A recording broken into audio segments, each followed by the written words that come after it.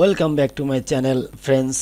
যারা ইতিপূর্বে first part দেখে নিয়েছেন আশা করি আপনারা উপকৃত হয়েছেন। তো আজকে আমরা সেকেন্ড পার্ট তৈরি করব।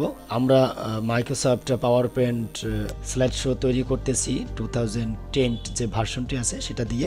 একটি ভার্সন দিয়ে আপনি যদি কাজ শিখেন যে কোনো ভার্সনেই কাজ করতে পারবেন। ওকে, তো আমরা প্রথম পার্টে আমরা দেখেছিলাম ওয়েলকাম পেজ। তো এই পর্যায়ে আমরা একটি নিউ স্লাইড নিব, নিউ স্লাইড নিয়ে একটি ব্ল্যাঙ্ক পেজ নিব।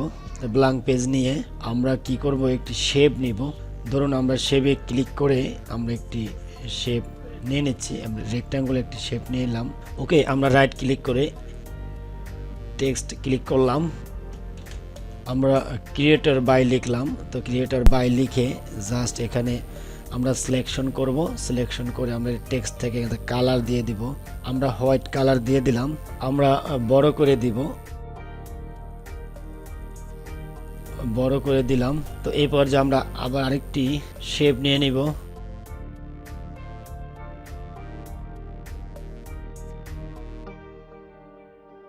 এই পর্যায়ে আমরা নাম লিখি, আমরা এখান থেকে কালার দিতে পারি।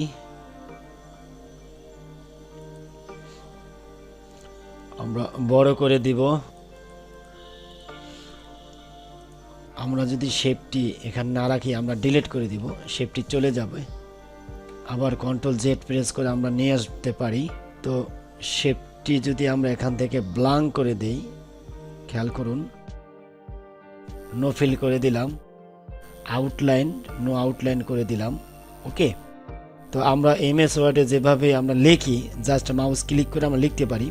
আমরা পাওয়ার পয়েন্টে কিন্তু লিখতে পারবো না। যে কোনো একটি শেপ নিয়ে তারপরে আপনাকে লিখতে হবে, বা আপনি কি করবেন, একটি টেক্সট বক্স নেবেন, তারপরে লিখবেন। ইনসার্ট মেনুতে এই যে টেক্সট বক্স আছে, টেক্সট বক্স নিয়ে আপনি লিখতে পারেন। ওকে, তো খেয়াল করুন এরপর যে আমরা কালার দিতে পারি।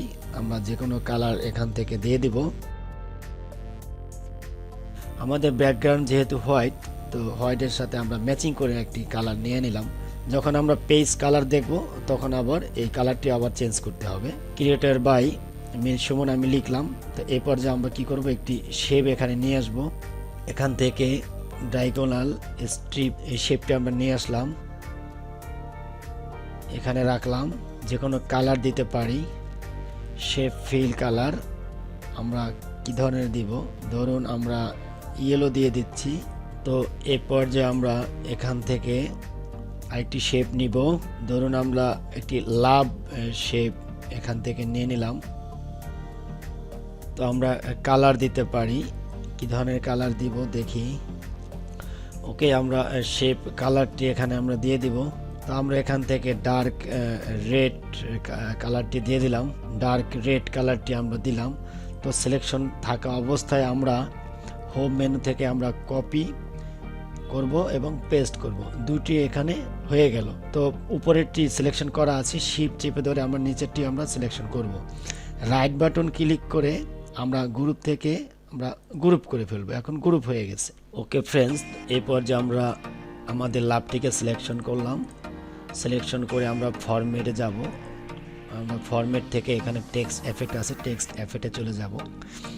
এখান থেকে আমরা বিভিন্ন শ্যাডো দিতে পারি, গ্লো দিতে পারি, বা এখান থেকে বেভেল দিতে পারি, বা 3D এখান থেকে আমরা দিতে পারি। আমরা কি ধরনের শেপ দিব এখান থেকে আমরা দিতে পারি। ওকে, আমরা এই শেপটি আমরা দিয়ে দিচ্ছি। তো আমরা সাইডে একটি ডিজাইন দিয়ে দিব, আমরা সাইডে একটি ডিজাইন দিয়ে দিব। তো ধরুন আমরা এই শেপটি এখানে নিয়ে আসলাম, এভাবে ধরে আমরা এখানে ক্লিক করব। ক্লিক করার পর এটা আমরা ঘুরিয়ে দিব। তো ঘুরিয়ে দেওয়ার জন্য এখানে আমরা চলে যাব কোথায়, ফরম্যাট, ফরম্যাট থেকে রোটেট, রোটেট থেকে এখানে আমরা এভাবে ক্লিক করে আমরা রোটেট করে দিলাম, জাস্ট পেজটিকে একটু হাইলাইটস করার জন্য। তো আমরা দুইটা পেজ এখানে ক্রিয়েট করলাম। তো ভিউয়ার্স, এই ছিল আমাদের আজকের সেকেন্ড পার্ট। আশা করি আপনাদের ভালো লেগেছে। আমরা আরও এক্সাইটিং কিছু টিউটোরিয়াল আমরা সামনে নিয়ে আসব। ছোট ছোট করে পার্ট করে আমরা দেখিয়ে দিচ্ছি এই পার্টগুলো যে আমরা কাজ করছি, এই কাজের মাধ্যমে আমরা বিভিন্ন অপশন সম্বন্ধে আমরা জানতে পারছি। ওকে, তো নেক্সট টিউটোরিয়াল দেখার আমন্ত্রণ জানিয়ে আজকের মতো এখানেই শেষ করছি। Thank you so much.